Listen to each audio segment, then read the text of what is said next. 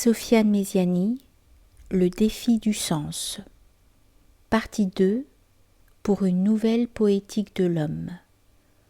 Sous-titre 2, Le goût de l'exil. Au cœur des illusions aveuglantes du capitalisme prédateur, là où en effet règne le pouvoir des apparences dans une apparence de pouvoir, où triomphe ce consumérisme qui consume à petit feu le consommateur, celui qui veut battre des ailes et danser dans l'azur doit emprunter le chemin de l'exil intérieur et de la résistance spirituelle.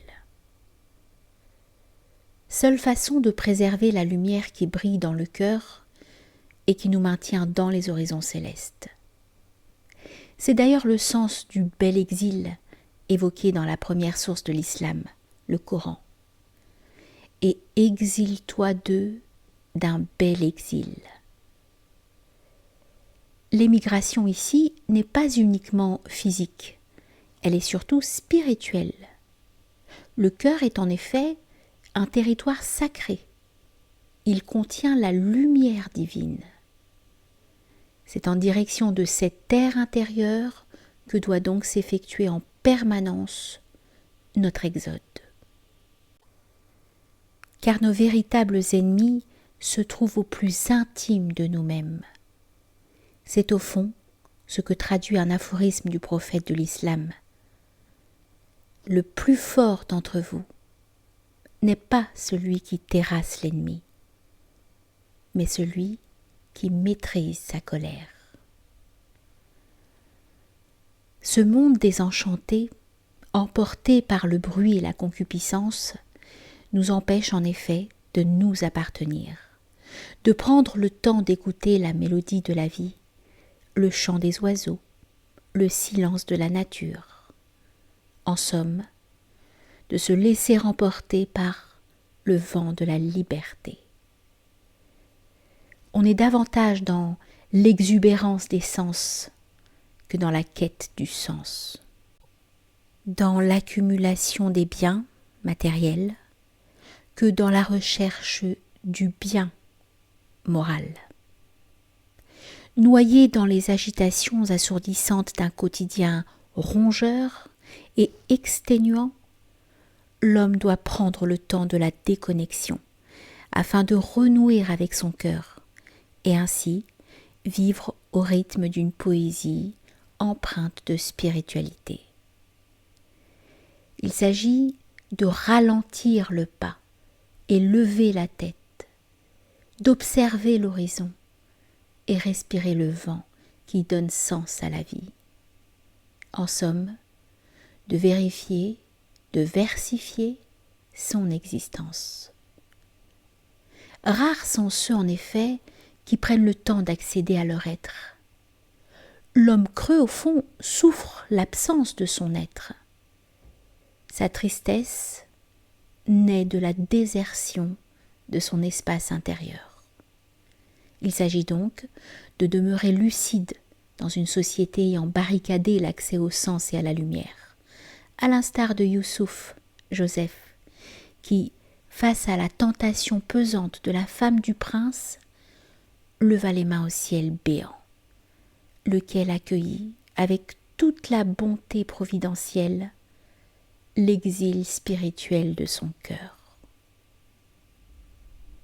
La scène en effet, où la femme du prince d'Égypte ferme toutes les portes du palais pour soumettre Youssouf à la dictature de la tentation, de façon métaphorique, la société dans laquelle nous vivons actuellement. La femme du prince représenterait en ce sens la société industrialisée avec toutes ses séductions trompeuses. Et Youssouf symboliserait le sens, la résistance et la force du cœur. En effet, la répétition accentuée de la lettre ta, qui marque le féminin dans le verset en arabe, décrivant l'attitude passionnée de la femme du prince et la pression qu'elle fait subir à Youssouf, fait écho de manière saisissante à la coercition psychologique du monde moderne exercée sur les êtres humains à travers la tyrannie de l'argent, des apparences et de la télévision. Une consonance qui, au fond, réfléchit l'obscurité d'un monde ayant perdu ses repères. Les voies d'accès à la lumière ont été endiguées par la mode, la passion, la distraction, l'illusion en somme. De ce fait, dépourvu de force intérieure, l'homme n'est plus apte à affronter son destin et ainsi préfère reposer sa conscience dans le confort de l'insouciance. Fuir dans le divertissement pascalien, lequel par ailleurs s'oppose à la diversion de Montaigne, malgré la proximité de leur sens étymologique. Ce dernier voit dans la diversion une façon d'atténuer la souffrance, de ne plus penser à la douleur. Ainsi, en vient-il à consoler une dame vraiment affligée. L'auteur des Pensées observe dans le divertissement un moyen de fuir la réalité, tandis que l'auteur des Essais y voit une façon d'oublier la douleur. Dans ses Pensées, Pascal pointe du doigt ceux qui cherchent refuge dans le jeu pour échapper à leur réalité et ne point penser à la mort, la misère, l'ignorance. Il illustre ses propos en donnant l'exemple du roi qui occupe le plus beau poste du monde tout en éprouvant le besoin de s'entourer de courtisans qui le divertissent, le détournent de sa condition humaine. Nous citons : on ne cherche les conversations et les divertissements des jeux que parce qu'on ne peut demeurer chez soi avec plaisir. De là vient que les hommes aiment tant le bruit et le remuement. De là vient que la prison est un supplice si horrible. De là vient que la solitude est une chose incompréhensible. Fin de citation.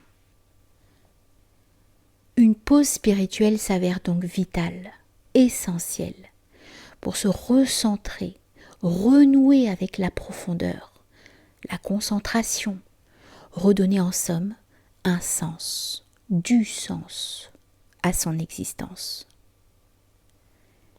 Il est question, autrement dit, d'apporter de l'épaisseur et de la consistance à son être, en donnant une signification et une direction à sa présence sur terre.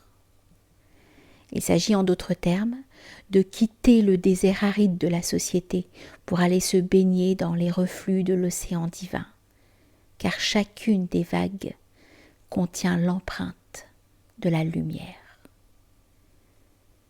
Prendre le temps du recul, de la déconnexion virtuelle, pour être présent au plus intime de soi. Ouvrez les guillemets. La plus grande chose du monde, affirmait le sage Montaigne, c'est de savoir être à soi. Fermez les guillemets. Il faut prendre le temps, j'insiste, de l'exil pour rester près de son cœur et ainsi goûter à la paix de la proximité, comme en témoigne l'illustration vivante de la miséricorde.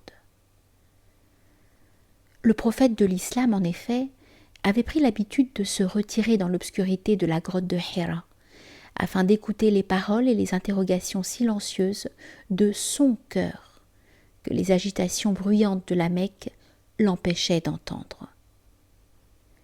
C'est l'ange Gabriel qui vint interrompre sa contemplation par une invitation brusque à la lucidité intellectuelle. Lis. L'heure était désormais au discernement. Imprégné désormais de la lumière divine, Muhammad devint un être rayonnant que l'on confondait parfois avec la beauté de la lune. Sa retraite spirituelle l'extirpa des illusions aveuglantes de la vie et lui permit d'accéder à la lumière véritable, celle qui offre sens et discernement. Aussi, nous incombe-t-il de nourrir ce goût de l'exil pour éviter d'être absorbé par la course aux richesses et à la consommation, et ainsi se maintenir dans un état de lucidité, d'éveil spirituel. L'exil, cependant, ne doit pas servir de refuge, ni ne doit être un prétexte à l'inertie. Ce doit être une source d'action et de transformation.